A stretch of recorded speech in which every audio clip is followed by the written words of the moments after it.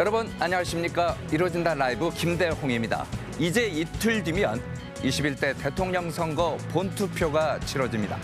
선거 전 마지막 휴일인 오늘도 각 당 후보들은 취약 지역을 집중 공략하며 막판 표심 잡기에 분주합니다. 지지세를 지키느냐 아니면 뒤집느냐 그야말로 사활을 건 총력전입니다. 이런 가운데 선관위의 사전 투표 부실 관리와 대선 후보 가족들에 대한 민감한 발언이 선거 막판 새로운 변수로 떠오르고 있습니다. 오늘 이루어진다 라이브에서는 주요 후보들의 핵심 인사들과 함께 막판 판세를 분석하고 남은 전략은 무엇인지 자세히 알아보도록 하겠습니다. 먼저 저희가 준비한 영상 보시고 대담 이어가겠습니다.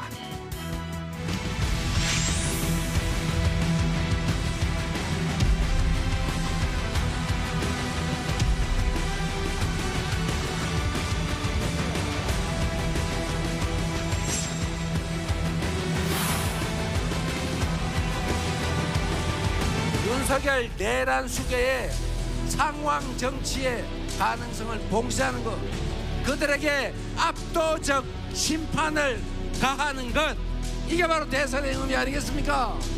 여러분의 소중한 한 표만이 이 나라를 괴물 방탄 독재국가라고 하는 것, 이 나라를 총통제 독재국가라고 하는 것을 막을 수 있는 것은 오직 여러분밖에 없습니다. 이제 앞으로 가는 선택을 해야 됩니다.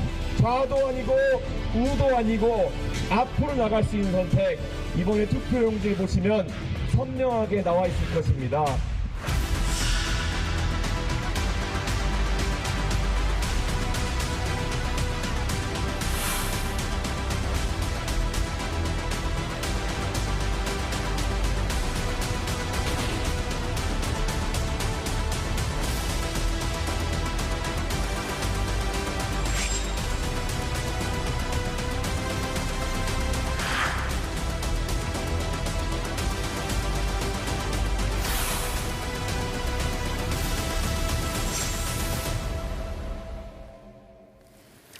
네, 오늘 출연자 소개하겠습니다.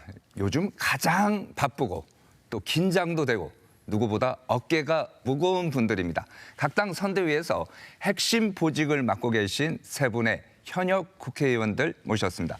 먼저 더불어민주당 중앙선대위 정무실장을 맡고 계신 분이죠. 김영진 의원 나오셨습니다. 네, 반갑습니다.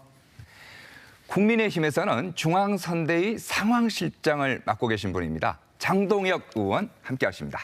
안녕하세요. 예, 반갑습니다. 마지막으로 개혁신당 상임선거대책위원장이시죠. 천하람 의원 자리했습니다. 네, 안녕하세요. 안녕하십니까. 세 분도 인사 나누시죠? 네, 안녕하세요. 안녕하세요. 수고 많으십니다. 수고 많으십니다. 정말 한 분 모시기도 힘든데 오늘 저희가 세 분을 한 자리에 모셨습니다. 저도 와서 보고 진짜 이루어진다는 라이브가 대단하다 생각했습니다. 다들 워낙 바쁘신 분들이라 가지고. 예. 고맙습니다. 네. 자, 그럼 본격적인 토론 한번 시작해 보겠습니다. 첫 번째 질문은 아무래도 선거 판세. 지금 각 당에서 보는 선거 판세 어떤지 민주당부터 한번 얘기해 주시죠. 민주당은 초창기에 상당한 격차로 이재명 후보가 앞선 결과가 여론조사 공표 금지 기한까지 유지됐는데 그 이후로 김문수 후보로 결정이 되고 또 정당 지지율과 후보의 지지율이 대체적으로 수렴해 나가면서 아주 많이 올라와 있기 때문에 마지막까지 최선을 다해야 되는 그런 상황이다. 그리고 여러 가지 정치적 현안에 대한 국민들의 선택이 있기 때문에 네. 이재명 후보와 민주당은 끝날 때까지 끝나는 것이 아니다라고 하는 생각으로 겸허하게 겸손하게 국민들에게 말씀을 드려서 정말 민주당 이재명 후보가 위기의 대한민국을 구할 책임 있는 능력 있는 대통령 후보라는 말씀을 마지막까지 드리겠다 이렇게 생각하고 있습니다. 국민의힘은 어떻습니까? 처음에는 저희들이 여러 사정으로 지지층의 민심도 갈라져 있었습니다. 네. 그런데 이제 결집도 되고 있고 분위기도 올라가고 있습니다. 그리고 김문수 후보는 후보 자체가 경쟁력인데 지금 여러 홍보를 통해서 김문수 후보의 호감도 자체가 상승하고 있습니다. 처음에는 격차가 많이 벌어져 있었습니다. 그렇지만 지금 많이 따라잡고 있다고 생각을 하고 저희들이 끝까지 최선을 다하면 네. 막판 역전이 가능하다고 생각합니다. 막판 역전이 가능하다. 개혁신당은 어떻게 봅니까? 네, 저희는 일단 기본적으로 이준석 후보의 주목도 자체가 굉장히 높습니다. 네. 아마 이제 최근에 뭐 포털이나 뉴스를 통해 가지고 대선에 이제 뉴스 뭐 좀 접하시는 분들은 이게 뭐 이재명 대 이준석 구도냐 이렇게 보시는 분들도 상당히 많을 겁니다. 그럴 정도로 저희가 요즘 이제 이슈 주도를 해가시는 부분들이 굉장히 많이 있고요. 그러다 보니까 그 현장에서의 반응도나 뭐 집중도 이런 것들도 굉장히 많이 올라와 있는 상황이고, 또 한 가지 저희가 이번에 고무적으로 보는 것은 사실 저희가 20대, 30대에서 강세가 있다라고 했는데 여성 표심에서 좀 떨어지는 거 아니냐라는 네. 분석들이 있었습니다. 그런데 이번에 TV 토론을 거치면서 이게 남녀의 문제가 아니라 정말로 좀 합리성을 가지고 또 국민연금이라든지 여러 이슈들에 대해서 좀 지속 가능성을 가지고 미래 세대에 대한 메시지를 내는 건 이준석 후보밖에 없다라고 하면서 20대, 30대 여성들의 표심도 지금 많이 붙고 있거든요. 그래서 저희가 굉장히 좋은 성과 낼 수 있지 않겠느냐 전망하고 있습니다. 유세장에 직접 나가 보셨죠? 네. 나가 보면 민심 느낄 수 있지 않습니까?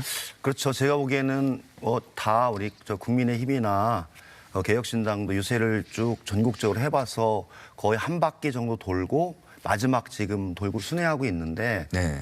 과거와 다른 제가 보기에는 그 인파가 몰린다라고 보고 있거든요. 2022년에는 그때는 상당히 윤석열 후보에게 좀 인파가 꽤 모였던 그런 좀 열망이 좀 있었던 네. 것 같아요. 그래서 저희들도 상당히 그 부담스러워했는데 이번 2025년 이번 대선에 보니까 사실은 각 당에서 동원할 수 있는 사람은 한정적이거든요.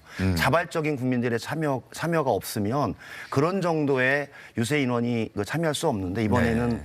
자발적으로 이재명 후보의 유세를 보기 위해서 오는 사람들이 광범위하게 모여서 사실 인산인해를 모였다 이런 얘기도 많이 하더라고요. 그만큼 12.3 내란에 대한 위기에 대한 국민들의 이 촉각이 상당히 높이 서 있고 관심이 많아서 그것에 대한 후보들의 입장이 무엇인지를 듣고자 하는 그런 열망이 있었다. 그래서 유세 현장에서도 그런 상황들, 정치 상황들이 반영이 됐다. 이런 상황이 있고 실제로는 지금 상당히 적극적으로 사실은 본인의 정치적 의사를 표시하거든요. 이재명 후보를 좋아한다. 이재명 후보를 싫어한다. 그런 많은 부분들이 이번이 가지고 있는 유세의 특징이 아니었나 그런 생각이 듭니다. 어떻게 보십니까? 저희는 뭐 처음에는 뭐 분위기가 그렇게 올라오지 않았던 것은 네. 맞는 것 같고요. 민주당은 뭐 훨씬 먼저 선거운동을 시작했던 거고 저희들은 경선이나 뭐 이런 과정들을 거치면서 선거운동이 늦게 시작됐습니다. 그런데 김문수 후보에 대해서 알아가면서 네. 결국은 인물 대 인물, 어떤 사람이 대한민국의 미래를 책임질 것이냐, 대한민국의 품격은 누가 돼야 되느냐, 네. 대한민국의 미래에 맞는 리더십은 누가 가지고 있느냐, 이런 것들에 대해서 알아보기 시작하면서 저희들도 분위기가 계속 올라가고 있고 지지층도 결집되고 있다고 생각합니다. 결국 예.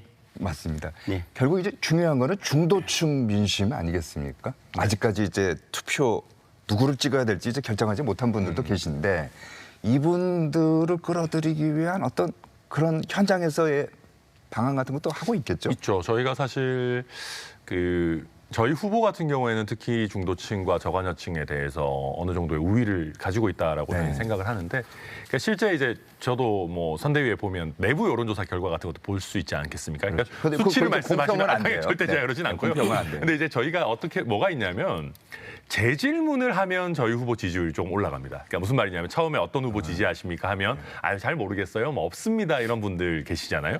그런 분들한테 그래도 한 명만 꼽으신다면 어떤 후보 선택하시겠습니까? 라고 할 때 이준석 후보 지지율이 상승하는 저희가 데이터들을 보고 있는데, 그럴 정도로 아무래도 특히 양당은 워낙 고정된 지지층도 있으시고 또 그게 뭐 좋게 보면 고정 지지층이지만 요즘은 극단화가 일정 부분 된 것 아니냐라고 하는 분들 사이에서 이준석 후보가 뭐 확실히 좀 중도층의 어떤 존재감을 갖고 있는 건 맞는 것 같고요.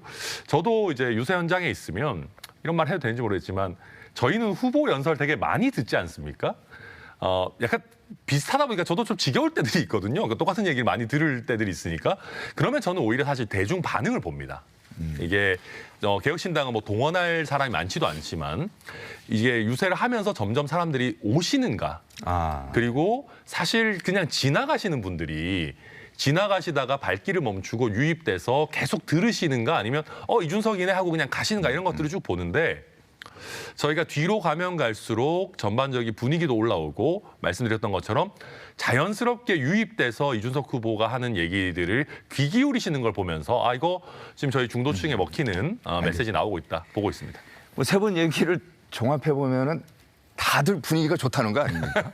민주당도 가보면 좋고 국민의힘도 좋고 개혁신당도 좋고. 자 그러면 좀 더 과학적으로요. 저희 일요진단에서 이렇게 한번 해봤습니다. 역대 대선 직전에 치러졌던 한국갤럽 여론조사가 있어요. 공표 직전에 했던 거. 그거하고 실제 대선 결과가 어땠는지. 자, 17대 대선 보면은 여론조사에서 보면요. 이명박 후보가 이제 앞섰는데 실제도 보면은 앞섰어요. 18대도 보면은 박근혜 후보가 여론조사에서 문재인 후보보다 이제 앞섰는데 실제 보니까 또 맞았고요. 그리고 마지막으로 박빙 결과가 나왔던 20대 대선. 여기다 보면은 여론조사의 막판 공표 직전에 했던 여론조사 보면은 윤석열 후보가 이제 근소하게 조금 이겼는데 이게 또 실제로 갔더니 또 근소하게 또 이겼어요. 결국 비슷한 이런 추세로 보였는데 올해 지금 이번 대선은 어떻게 될 것 같습니까? 예측 한번 해본다면요. 제가 먼저 할까요? 네. 장동혁 의원님이 먼저 하시는 게 좋을 것 같습니다. 알겠습니다. 먼저 하세요. 돌아가면서 한번 시간이 좋을 것 같아요. 아유, 저 형님. 아니 일요진단 진행하면서 아니, 서로 먼저 이렇게 양보하는 형님 거는 먼저 하십시오. 예.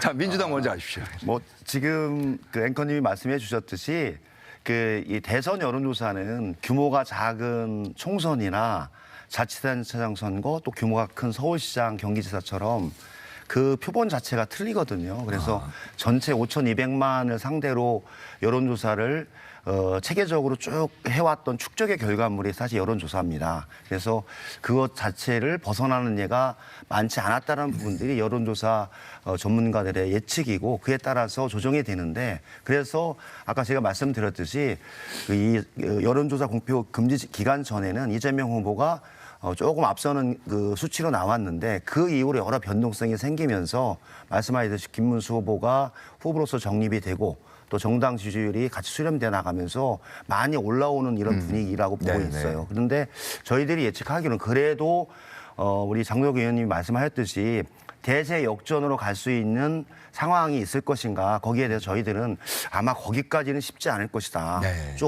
상당히 좁혀지는 부분까지는 예측을 하는데 거기까지 가기 위해서는 이재명 후보나 김문수 후보나 이준석 후보의 뭔가의 뭐 획기적인 뭔가 있어야 되는데 진짜 남겨진 3일 사이에 과연 그런 것이 있을까에 대해서 많은 전문가들은 대체적으로 여론조사를 수렴을 해서 하고 그 수치는 좀 조정이 될 것이다. 그렇게 예측하고 저희들은 그래서 그런 우려들을 희석화시키기 위해서 좀 좁히기 위해서 더 마지막까지 뛴다. 그런 기조를 유지하고 있습니다. 알겠습니다.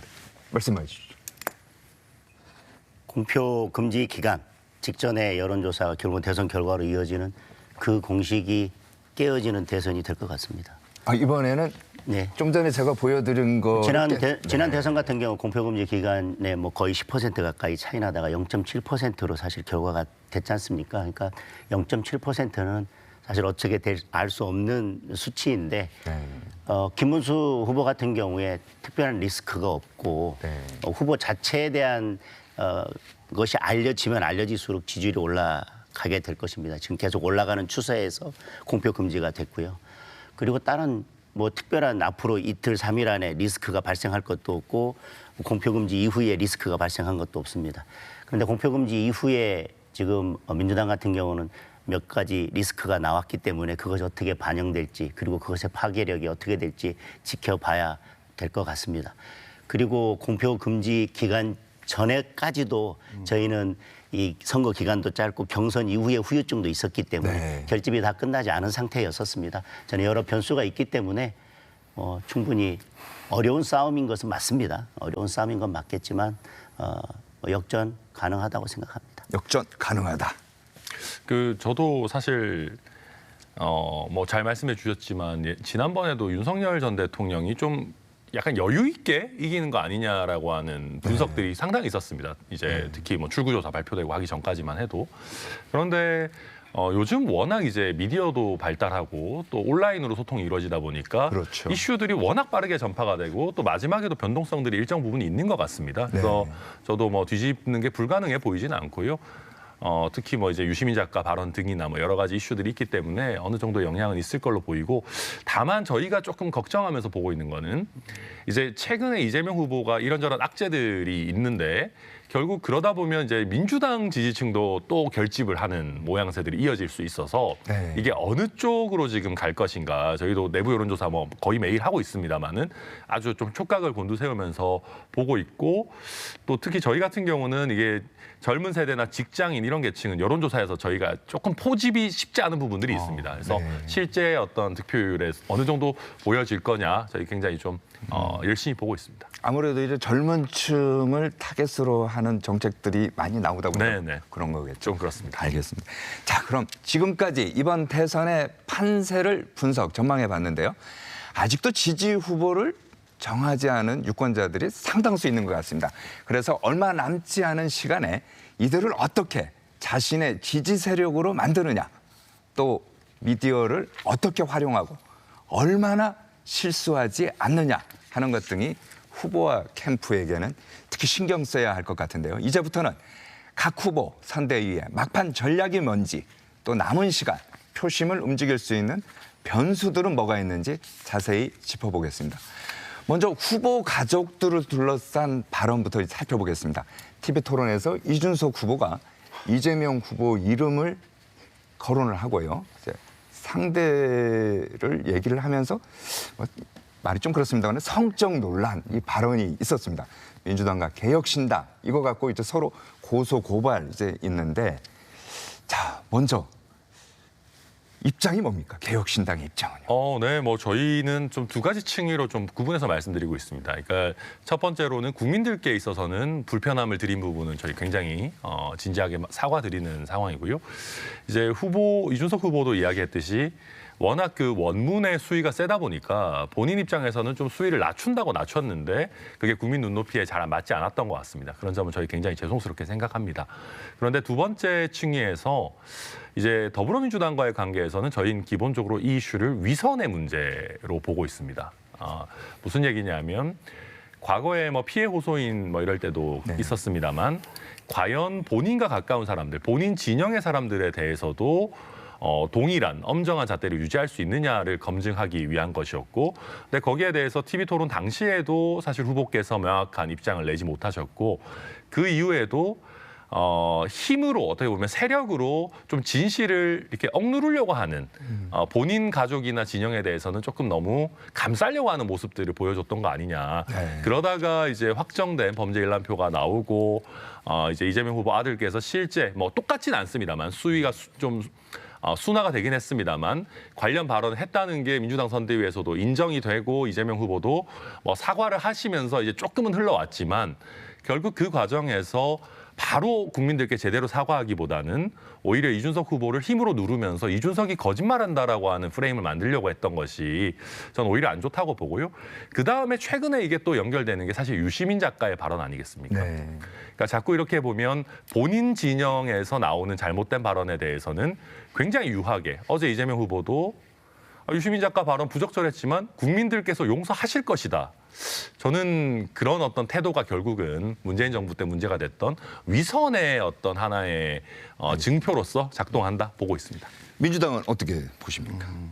저는 그 이재명 후보 아들 관련한 문제 관련해서는 제가 2022년 대선 때 선대위 그 총무본부장 사무총장으로 선거를 총괄했던 입장해서 명확하게 관련한 사실에 대해서 사실 늦게 인지를 했고 후보자와 배우자가 그래서 사실을 확인하고 그에 따라서 사과 유감을 표명했던 사안이거든요. 그래서 2022년이요. 2년 그렇죠. 그리고 그에 따라서 윤석열 대통령이 취임한 이후 몇 년에 걸쳐서 정말 샅샅이 뒤져서 개인의 인권, 뭐 수사 준칙 다 어기고 수사해서 사실은 기소하고 재판에서 벌금을 받아서 해당 당사자도 책임을 다한 사건이에요. 그리고 저는 이 문제 관련해서는 명확하게 후보도 사과와 유감을 표명했고 당사자도 책임을 다했기 때문에 이번 대선의 핵심은 대통령 후보가 이 시기에 이 위기를 극복할 수 있는 자질과 능력,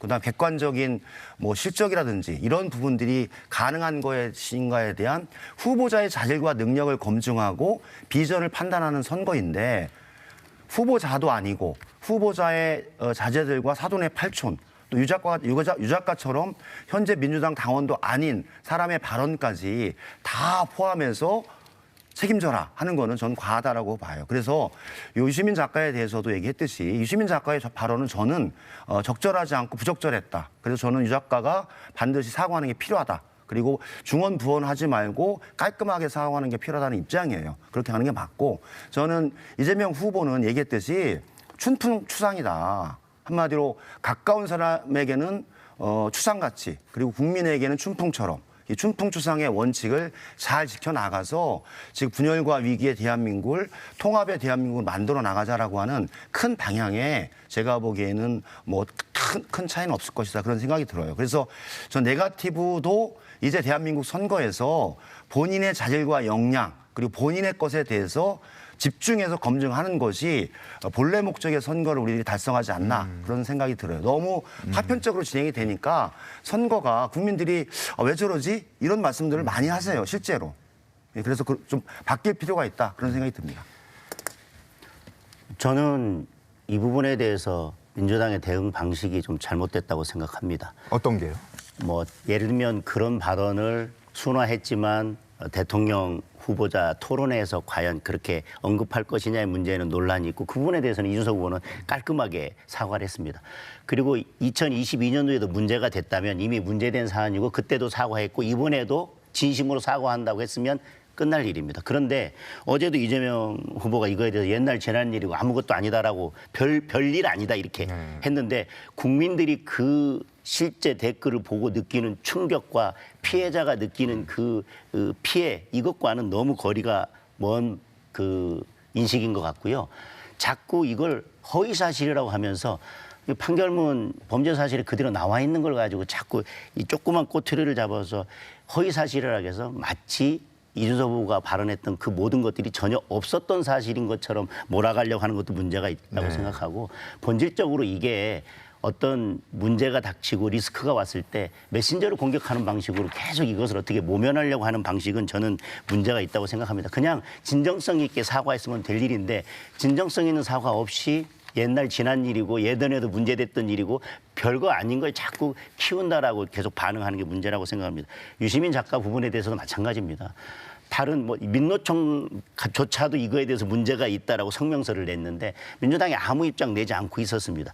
민주당 당원도 아니고 민주당 아니라고 하지만 결국은 이 발언은 우리는 데이터를 보면 이재명 후보가 될 걸로 알고 있는데 왜 저러는지 모르겠다. 제정신 아니다라는 취지예요. 결국은 이재명 후보를 지지하기 위한 과정에서 나온 발언이고 결국은 설란영 여사를 깎아내리는 네거티브를 하는 과정에서 나온 발언입니다. 문제는 유시민 작가가 이거에 대해서 사과했는데 어느 부분만 사과했냐면 제정신이 아니다 부분만 사과했는데 저는 발언 전체의 취지에 보면 그건 매우 중요하지 않은 부분입니다. 그건 그냥 표현이 과했을 뿐입니다. 여성이나 노동자나 학력에 대한 왜곡된 시각이 들어있는 것은 그 앞부분 전단에 다 있는데 그것은 비하도 아니고 잘못된 것이 없다라고 전제를 하고 제정신이 아니다라는 표현은 잘못됐다. 그냥 그건 과한 표현일 뿐입니다. 그러니까 그래놓고 나니까 이제서야 이재명 후보가 유시민 작가 본인이 사과했으니까 국민들께서 용서해 줄 것이다. 무엇을 용서합니까? 비하에 대한 그 본질적 핵심 내용에서는 일절 사과를 하지 않고 여전히 변명을 하고 있는데요. 방식에 있어서는 저는 국민들께서는 납득하기 어려울 거라고 봅니다.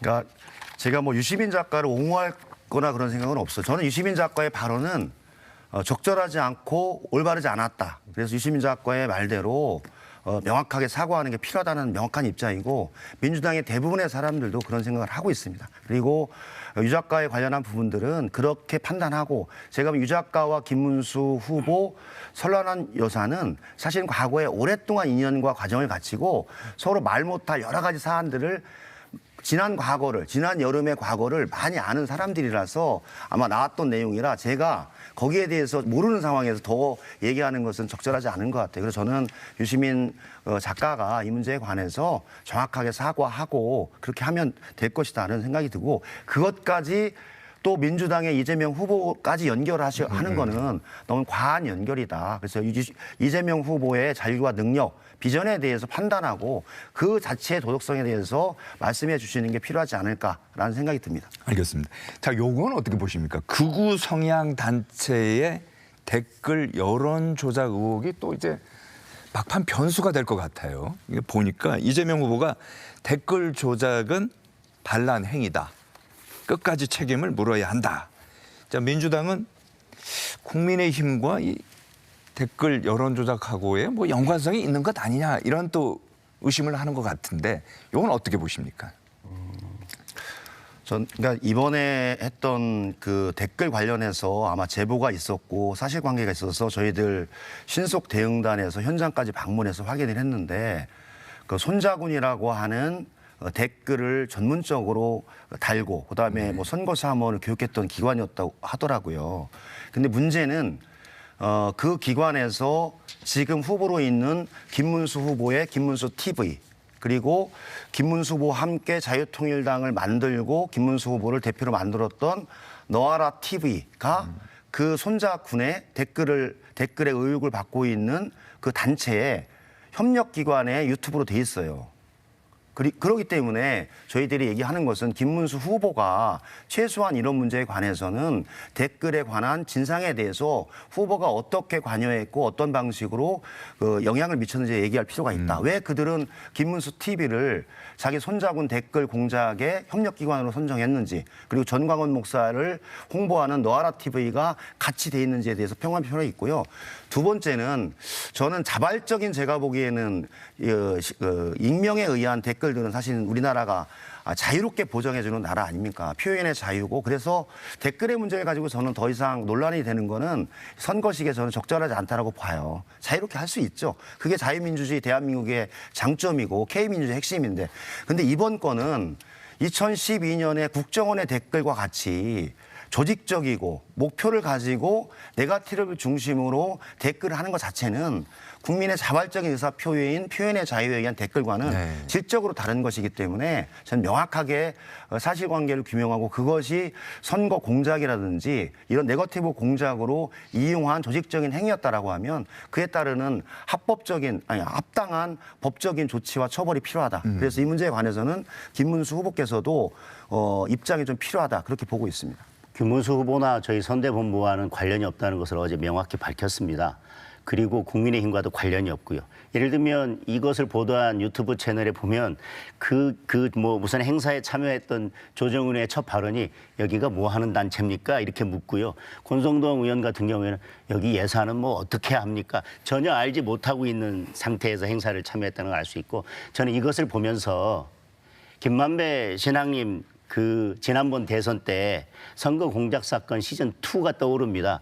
지난번에도 선거 3일을 남겨놓고 일정 유튜브 매체에서 그 뭐 윤석열 커피라고 하는 것을 띄우고 곧바로 이재명 후보가 좌표를 찍어서 그것을 공격하기 시작하고 그걸 받아서 특정 매체와 유튜브 채널들이 동시에 총 공격을 하기 시작합니다. 이것도 지금 뭐 연결이 있는 거 아니냐 입장을 밝혀서 입장을 밝혔습니다. 그리고 연결이 있다는 어떤 증거도 없습니다. 그리고 그것이 조직적인 건지 아니면 어떤 불법적인 댓글인지에 대한 것도 없습니다. 그런데 그냥 지금 던져놓고 똑같습니다.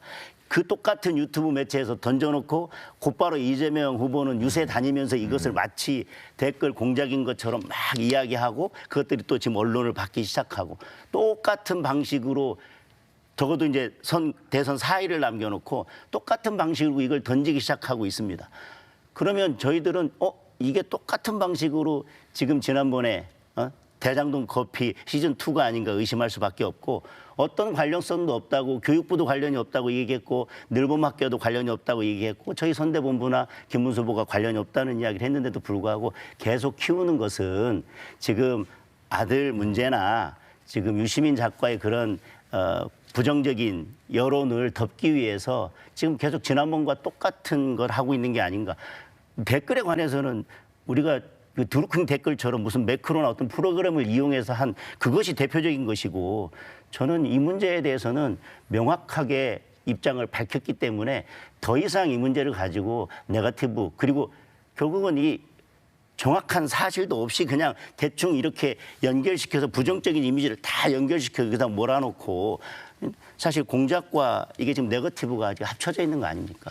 그러니까 국민들께서 댓글을 좀 약간 주의 깊게 보셔야 됩니다. 네. 그러니까 이게 그 방금 장동영 의원님 잘 말씀해 주셨는데 죄송합니다.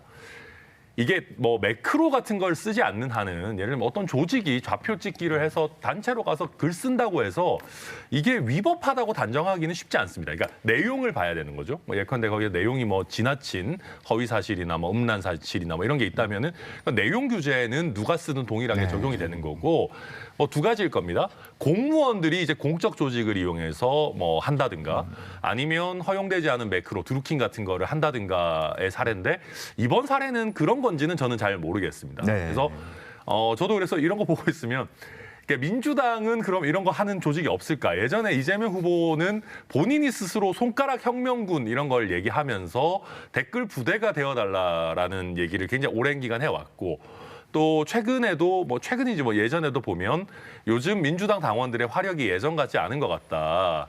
뭐 댓글 좀 지원을 해달라 이런 얘기들을 SNS 같은 데 많이 하셨었거든요. 그래서 이게 뭐 특별히 공무원이거나 뭐 이제 사실 뭐 민주당의 지금 김경수 지사 같은 분도 선대위원장이신데 뭐 드루킹이거나 이런 게 아니면 이게 뭐 그렇게까지 사실은 정치권의 아주 특이한 일일까? 저희 개혁신당은 오히려 여기에 매우 자유로운 것 같긴 한데 네. 양당은 다 이런 조직들이 어느 정도는 있겠지만 그게 사실 당에서 시켜가지고 돈 주면서 하는 거냐. 저는 그럴 가능성은 좀 적지 않겠나 생각합니다. 특별히 저는 이제 네. 그 댓글에 대해서 2017년에 제가 이재명 후보와 첫 대통령 선거를 할 때 성남시장이 이제 후보가 되니까 사실은 천하람 의원님도 알지만 작은 정당의 후보가 선거운동하기 되게 어렵잖아요. 우군을 만들어서 같이 하기가. 그런 것처럼 이재명 후보도 2017년에는 성남시장에 국회의원 뭐 정성호, 김용진 몇 명이 없으니까 하기 어려웠던 거죠. 그래서 손가락 혁명군이라고 하는 자발적인 사람들이 여러분들이 그 SNS 상에서 도움을 좀 줘라. 그런 취지였지. 그것을 지금처럼 어떤 특정한 곳에 종로에 사무실 차려놓고 거기에 특정 교육기관을 통해서 장기적으로 조직을 운영하고 거기에 전광훈 목사라든지 김문수 그 현 지사가 운영하고 있는 TV를 협력기관으로 놓고 마치 이것이 대규모적으로 그리고 공신력이 있는 기관처럼 보이면서까지 기관을 만들어서 댓글을 쓰는 형태로 이번에 나타난 것은 질적으로 좀 차이가 있다. 그래서 저희가 말씀드리는 거예요. 그래서 예전에 여러 가지 상황에 대해서 저는 뭐 천하람 의원님의 지적이나 이런 상황에 대해서 동의하고 그렇지만 이권은 약간 차이가 있기 때문에 저희들이 문제를 지적했기 때문에 그에 따라서 사법기관의 수사와 입장을 표명하면 될 것 같아요. 뭐 저는 사법기관의 수사를 통해서 밝히면 됩니다. 네. 근데 마치 뭐 더 뭐가 있는 것처럼 계속 이것을 키우시는데 국정원 댓글 사건은 댓글을 달면 안 되는 사람이 댓글을 달았기 때문에 문제입니다. 주체의 문제입니다. 드루킹 사건은 쓰면 안 되는 방법을 썼기 때문에 문제입니다. 그리고 이제 천하람 의원이 말씀하신 것처럼 내용에 문제가 있다면 주체나 방법과 상관없이 처벌을 받아야 될 것입니다. 그런데 이건 주체의 문제도 아니고 방식의 문제가 드러난 것도 전혀 없고 내용은 그건 내용대로 그건 누가 했든 개인이 했든 누가 했든 처벌받을 것입니다.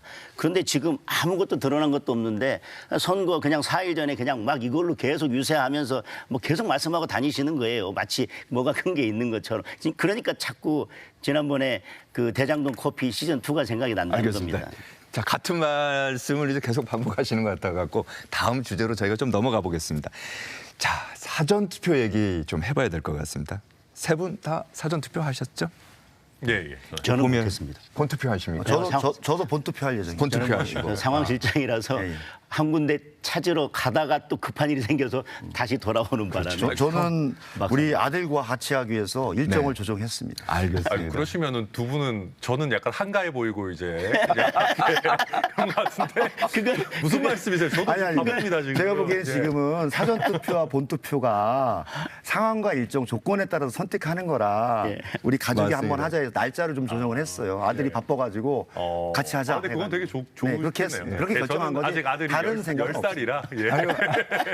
아니요, 보니까 뭐 가족 내에서도 민주적인 방법을 쓰시네요. 네, 선택했습니다. 알겠습니다. 자, 사전투표 얘기인데 먼저 그래픽 한번 보여주시겠습니까? 사전투표율을 보면은 2번이요. 34.7%. 첫 번째 이제 이틀간 시즌의 첫날 보면은 야 이거 기록 세겠다 이렇게 했는데 결국은 뭐 지난번보다는 좀 내려갔습니다. 자, 이 사전 투표 결과적으로 이제 낮아졌는데 사전 투표 저 투표율을 가지고 민주당에서는 어떻게 분석합니까? 이번엔 장동영 의원님이 먼저 하셔도 좋을 것 같아요. 너무 제가 먼저 하니까 오해를 사가지고. 낮아진 게 아니라 그래도 역대 두 번째고요. 네. 높았던 지난 대선하고 2% 차이밖에 나지 않습니다. 저는 여러 가지 이유가 있겠지만 첫 번째는 첫날 투표를 하면서 투표용지를 가지고 뭐 식사까지 하고 하는 뭐 이게 자꾸 이걸 부정선거라고 자꾸 몰아가지 말고 관리 부실의 문제가 드러났고 네. 또 어떤 분은 2번 투표하다 걸렸지 않습니까? 그런 문제들이 생기면서 관리의 부실이 드러나면서 이제 둘째 날은 조금 주춤한 것도 있다고 생각이 되고 그동안의 통상적인 선거에 있어서는 사전투표가 금요일이나 토요일 이렇게 이틀 했었는데 네. 보통 첫째 날은 뭐 양 당에서 독려를 하기 때문에 조직표들이 그러니까 좀 적극 지지하는 분들이 나와서 할 텐데 둘째 날은 그렇지 않고 휴일이 있어야 되는데 네. 양쪽 두 날 모두 다 평일이다 보니까 둘째 날은 약간 떨어지고 첫째 날 나타났던 이제 관리 부실의 문제 때문에 약간 주저하는 분들이 계셔서 그런 건데 약간 2점 몇 프로 차이를 가지고 크게 의미를 두기는 어렵다고 봅니다. 네. 어떻게 보세요? 아, 예. 저도 장동영 의원의 분석에 거의 다 동의하고요. 그래도 이제 아전 인수격으로 조금 저희에게 유리하게 하자면 네. 막판에 사실은 조금 유보적 심리를 가진 분들이 늘어난 것 아닌가. 지금 어쨌든 계속해서 뭐 유시민 작가의 발언 논란이든 뭐 이제 뭐 자녀 문제든 이게 뭐 이준석 후보와 이재명 후보 어느 쪽이 어떻게 작용할지 여부를 불문하고 그러다 보니까 약간 관망세가 이제 선거 막판에 좀 들어온 거 아닌가라고 이제 저희는 분석하고 있고 결국 이 조금 관망세 내지는 중도층 표심을 본투표에서 어느 쪽이 가져갈 것이냐라고 하는 게 굉장히 중요해진 상황이다. 저희 그렇게 추가적으로 보고 있습니다. 자, 민주당. 저는 뭐 두 분 분석에 동의하고요.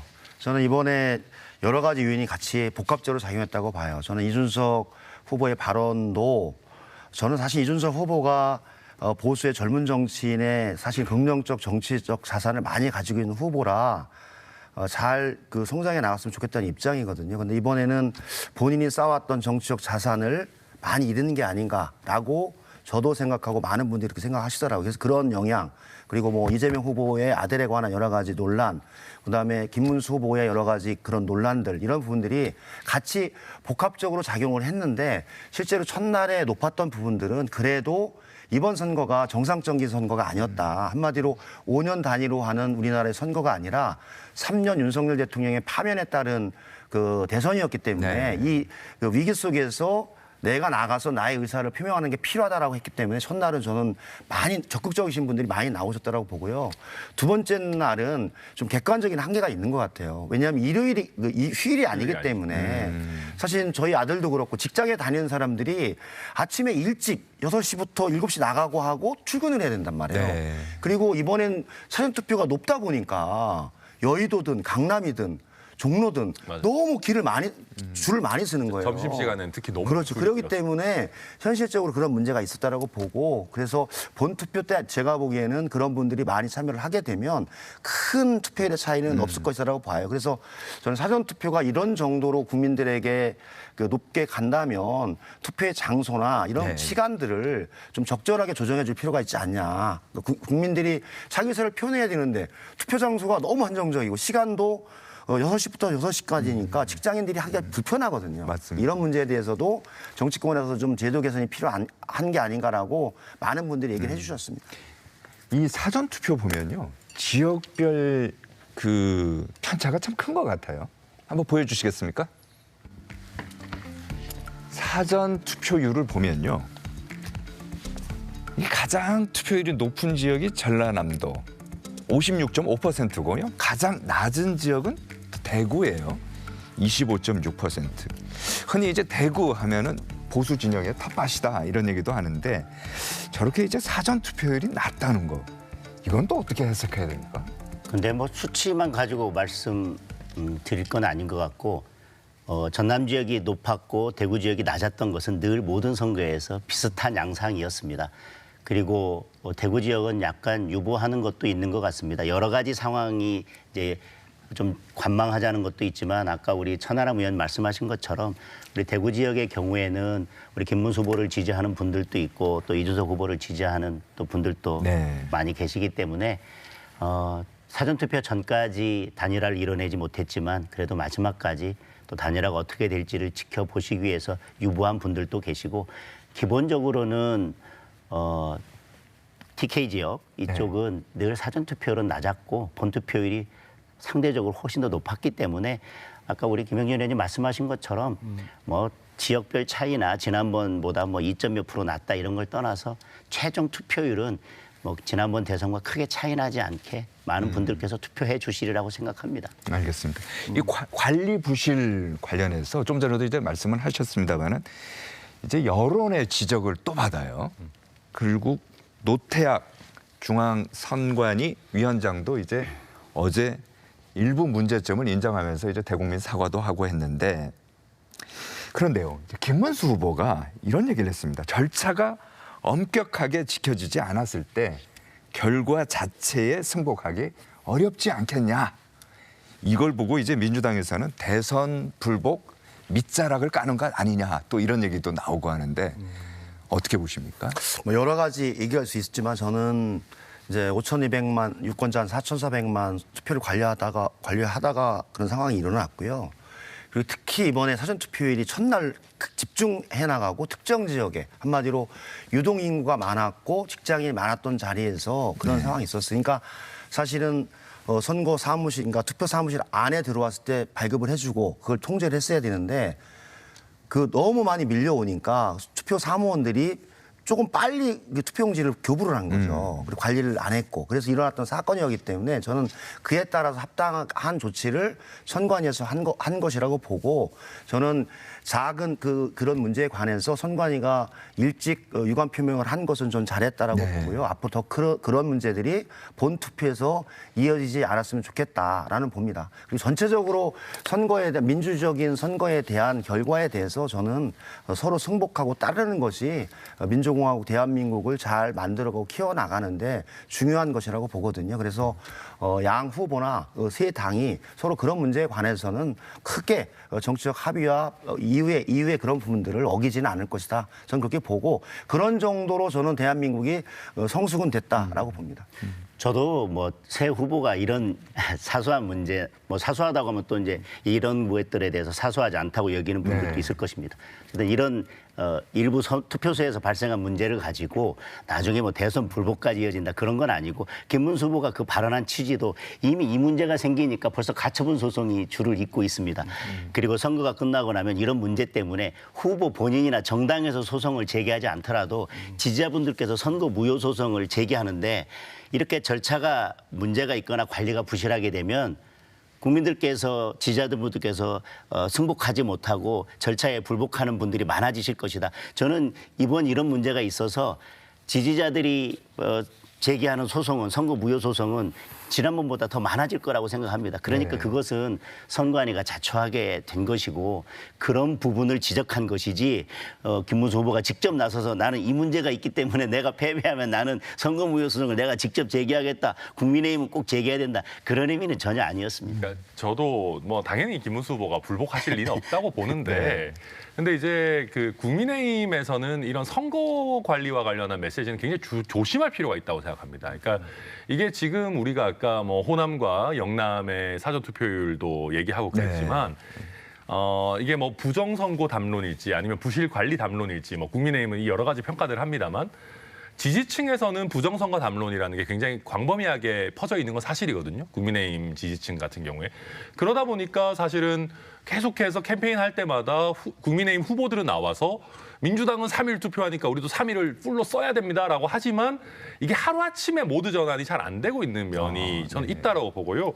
저도 사실 전남에서 순천에서 투표하긴 해서 했지만 반대로 호남 같은 경우는 그런 리스크가 거의 없고 오히려 빨리 가서 투표해서 내 의사를 밝히고 싶다 이런 게 있다 보니까 결과적으로 이거는 저는 국민의힘 진영에 별로 좋을 게 없다, 하등 이득이 없다라고 보고 여기서 어쨌든 부실 관리에 대해서라도 이게 뭔가 좀 불복의 여지 같은 거를 약간이라도 이야기하게 되면 저는 계속해서 악순환이 좀 반복될 것이다. 예, 저는 조금 조심할 필요가 있다 생각합니다.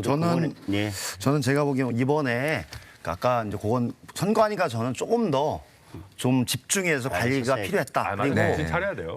상황에 대한 교육들이 좀 정확히 될 게 필요하다고 봐요. 전국의 모든 걸 하고 2년에 한 번씩 선거를 하기 때문에 사실은 그런 교육이나 이런 준비를 선관위가 철저히 해야 된다라고 본 입장이에요. 독립기관이기 때문에. 두 번째는 지금 아까 우리 장동영 의원님이 얘기했듯이 호남이 높고 그 TK 불경이 낮은 이유는 전반적인 선거의 경향이 그런 상황이거든요. 그리고 실제로 유권자의 수로 보면 훨씬 그 TK 불경이 많습니다. 투표율이 높더라도. 그래서 그게 전체 선거에 미치는 영향은 저는 아무런 그 의미가 없다라고 봐요. 그래서 총량이 비슷하기 때문에. 그리고 세 번째는 저는 TK와 불경에 계신 국민들이 지금 고민하고 있다라고 생각을 해요. 그러니까 현 12.3 이게 비상계엄 그 이후로 이루어지는 국가적인 위기 속에서 우리나라가 어떻게 가야 되는지에 대한 판단을 좀 하고 계시다라고 봐요. 왜냐하면 그때 적극적으로 지지를 하셔서 윤석열 대통령을 만들었는데 3년 만에 다시 오는 이런 상황에 대한 여러 가지 이런 생각이 있어요. 제가 보니까 많이 대화를 해보니까 특히 불경 지역은 야 이렇게 했는데 또 이거 지지해야 되냐? 이번에 회초리를 들어야 되는 거 아니야? 이런 의견들이 상당히 부닥치고 있어서 전 본투표 때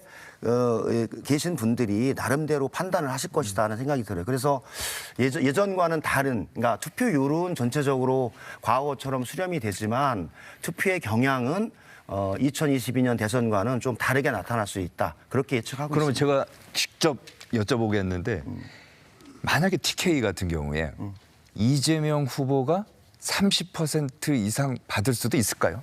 저는 그거는 그렇게 예측하는 거는 좀 약간 무리라고 생각을 합니다. 적극적으로 하고 또 국민의힘도 마지막 집중 지역을 그렇게 잡고 있기 때문에 서로 노력하는 바에 따라서 저기 대구 경북에 계신 분들이 판단을 하실 것 같습니다. 대구 경북과 부울경은 좀 다른데 대구 경북보다 부울경은 끝까지 결집이 잘 일어나지 않고 표심이 하나로 잘 보이지 않습니다. 거의 선거 막판에 모이기 때문에 좀 지켜볼 필요가 있다고 생각합니다. 뭐 어느 쪽에 유리하게 낙관적으로 보는 것보다 다만 우리 천하람 의원이 말씀하신 것처럼 선거관리위원회가 이렇게 부실 관리를 하면 국민의힘에 엄청난 손해입니다. 왜냐하면 이 선거 부실 관리에 대한 이 우려가 큰 분들은 우리 국민의힘의 지지층에 많이 계신데 이렇게 되면 이 논쟁이 계속 사전투표 기간 중에 전면에 나와서 언론에서는 전부 이런 기사들로 채워지게 되는데 그러면 그 사전투표 기간에 나왔던 뭐 유시민 작가의 발언이나 우리들이 충분히 공격할 수 있는 이슈화할 수 있는 것들이 있는데 자꾸 이 선거 부실의 문제나 그것이 자꾸 선거 부정의 문제까지로 연결되어져서 알겠습니다. 저희들의 이슈를 잡아먹는 거에 대해서는 저희들도 매우 불편합니다. 그러니까 선관위가 좀 더 잘해 주셔야 됩니다. 알겠습니다. 맞습니다. 근데 저도 공감하는데 예. 근데 이게 보시는 시청자분들도 이런 일들이 아주 이례적인 일탈이다라는 거는 꼭 명심해 주셨으면 좋겠습니다. 이게 뭐 정말 부정선거를 할 수 있을 정도로 누가 음모론적으로 이 결과를 조작할 수 없습니다. 그럴 정도면 이미 나라 망한 겁니다. 이게 불가능한 영역이고 헌재에서도 다 다룬 것이고 제가 우스갯소리로 그런 얘기 하더라고요. 황교안 후보 이제 참관인들도 많이 계시지 않습니까? 그분들이 이제 부정선거에 굉장히 진심이신 분들인데 그분들이 역설적으로 참관인 하러 오셨다가 그런 얘기 하신다는 거예요. 야 이거 부정선거 못 하겠는데? 이렇게 많은 사람들이 와가지고 부정선거 지켜보고 못 하겠네. 예, 각 당에서 다 참관인들이 나와 있고 야 이거 어떻게 부정선거 하냐라고 하시는 분도 있다고 하니까 우리 선거 약간의 일탈이 있더라도 국민 여러분 믿으셔도 된다. 알겠습니다. 예. 개혁신당하고 이제 국민의힘 이렇게 나란히 있는데 아마 이 프로그램 보시는 시청자분들께서 제일 궁금한 게 단일화 할 거냐 안 할 거냐. 그러니까 저는 단일화라고 하는 게 한국 정치에 굉장히 좀 잘못된 관행이라고 생각합니다. 각 정당이 민주적으로 후보를 선출해서 당원과 국민의 지지를 얻어서 후보를 냈으면 당연히 완주하고 승리를 위해서 뛰어야죠. 그리고 애초에 그럴 각오가 없으면 내지 말아야죠. 그게 예의 아닙니까?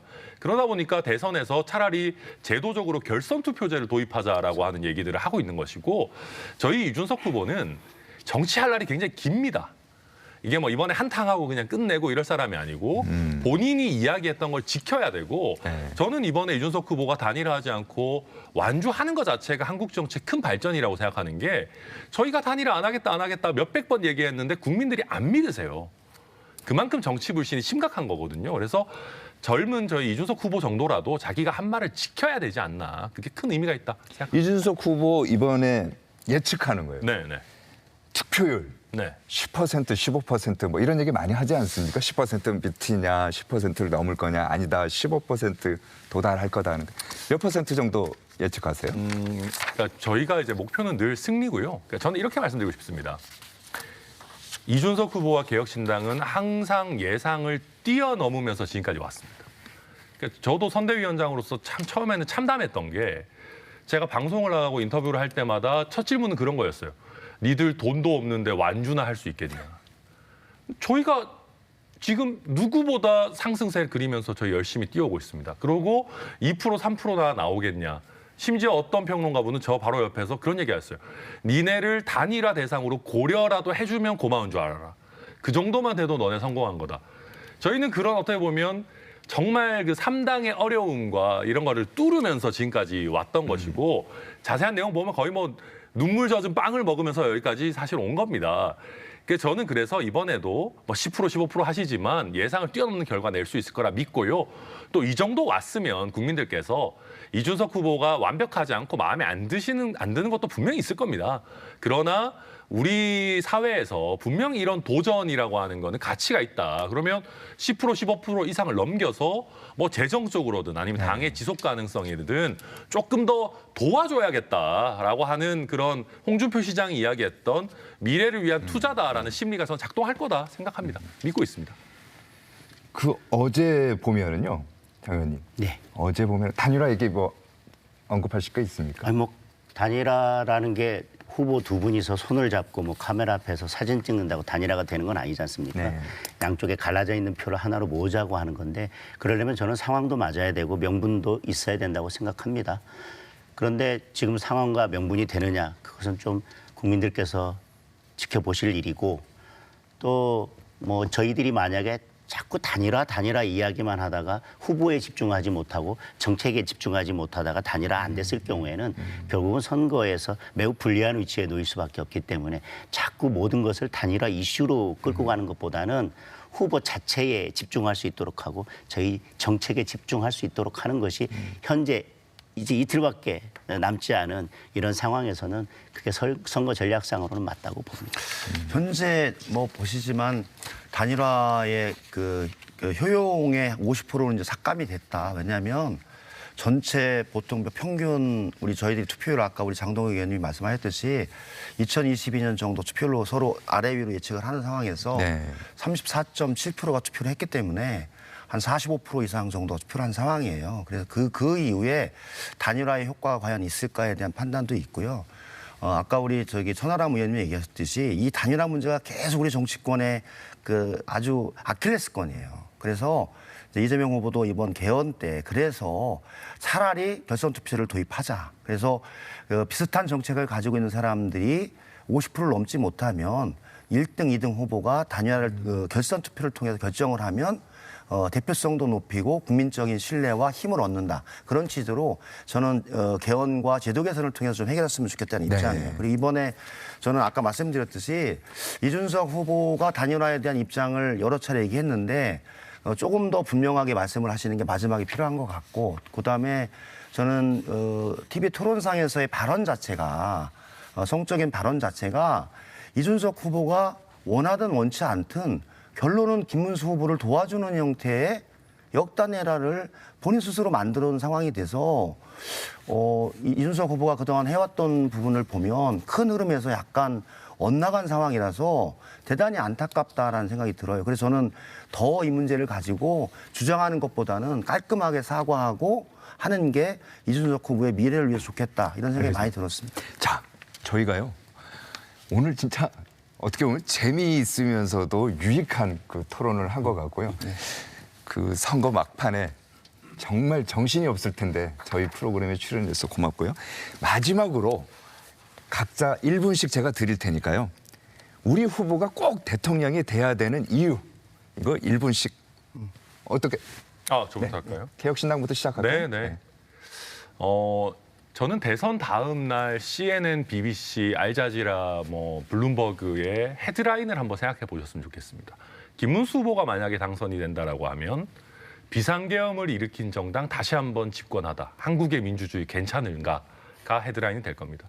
이재명 후보가 당선된다고 하면 전과 사범이 있는 대통령 또 대법원에서 유죄 취지의 판결을 받은 대선 후보, 대통령 돼서 감옥 안 가도 되는 건가가 헤드라인 될 겁니다. 저는 그거 대한민국 민주주의의 국격에 안 맞다고 생각합니다. 그게 아니라 마크롱 돌풍 한국에서 재현되다. 40대의 이공계 대통령. 한국에서 정치 돌풍을 일으키다라고 하는 것이 비상계엄으로 충격을 받은 한국의 민주주의를 다시 한번 한 단계 성숙시키는 것이다. 꼭 기호 4번 이준석 후보를 선택해 주십사. 국격을 위해서 한번 판단해 주십사 말씀드립니다. 네, 장 의원님. 국가는 한 조직이고 시스템에 의해서 움직여집니다. 그러나 우리가 조직과 시스템을 들여다보면 결국은 그 시스템을 누가 운영하는지에 따라서 전혀 달라지게 됩니다. 대한민국은 민주주의의 시스템을 가지고 있고 삼권 분립의 시스템을 가지고 있습니다. 누가 그것을 운영할 때 대한민국의 미래가 어떻게 달라질지 국민들께서는 알고 계실 것입니다. 자꾸 김문수 후보와 윤석열 전 대통령을 연결시키지만 두 분은 전혀 다른 리더십과 전혀 다른 시스템에 대한 생각을 가지고 계십니다.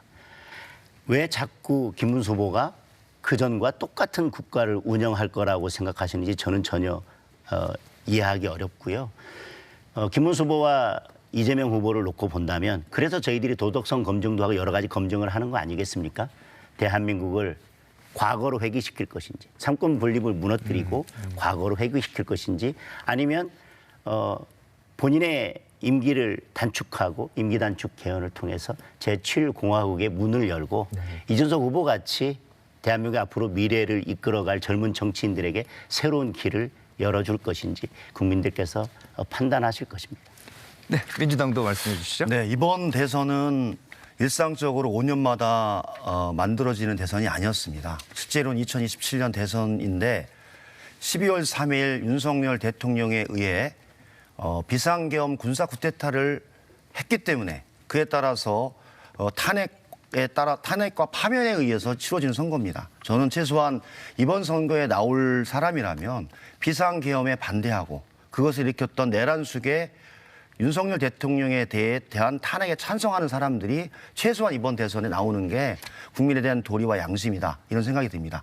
그래서 국힘에서 그런 입장을 취했던 분은 한동훈 대표밖에 없었습니다. 김문수 후보는 어떤 표명도 없었고 내란 비상계엄에 대한 사과도 없었고 탄핵에 대해 반대했고 그러면서 지금도 동일한 입장을 취하고 있습니다. 그래서 지금은 2022년 이재명, 윤석열의 2차전이다. 이번 선거는 2022년의 2차전으로 윤석열과 이재명이 다시 대선을 붙는 선거다. 김문수 후보는 진정한 후보가 아니라 정광훈 후보가 키우고 윤석열 후보가 지지하는 윤석열의 아바타 후보다고 하는 그런 얘기를 모든 지금 국민들이 하고 있는 상황입니다. 그래서 현재 상황에서 내란의 위기를 극복하고 정말 어려워진 경제 위기를 극복하기 위해서는 그런 실력과 능력이 있는 후보가 필요하다. 대한민국을 위해서. 바로 성남시장, 경기지사, 또 민주당 대표를 통해서 실력과 능력을 검증하고 위기 속에서 휘둘리지 않고 주변 4대 강과의 외교, 국방, 경제, 미래를 준비할 이재명 후보가 지금 알겠습니다. 시기에는 딱 맞는 후보다라고 생각을 합니다. 꼭 투표에 참여해 주셔서 대한민국의 과거가 아니라 미래를 선택해 주십시오. 고맙습니다. 네, 오늘 세 분 말씀 고맙습니다. 네, 대통령을 뽑는 투표권, 민주주의 국민이라면 당연해 보이는 이 권리가 허락되지 않았던 시절도 있었습니다. 수많은 이들의 피와 땀으로 얻은 결실입니다. 이틀 뒤 대한민국은 모든 권력은 국민으로부터 나온다는 헌법 1조를 다시 한번 손꽃으로 증명할 시간을 마주합니다. 이번 대선은 계기로 다르지만 같이 공존할 수 있는 시대가 열리길 기대하면서 주권자의 소중한 한 표 꼭 행사하시길 바랍니다. 이루어진다 라이브 오늘은 여기까지입니다. 시청해주신 여러분 감사합니다. 저희는 다음 주에 뵙겠습니다.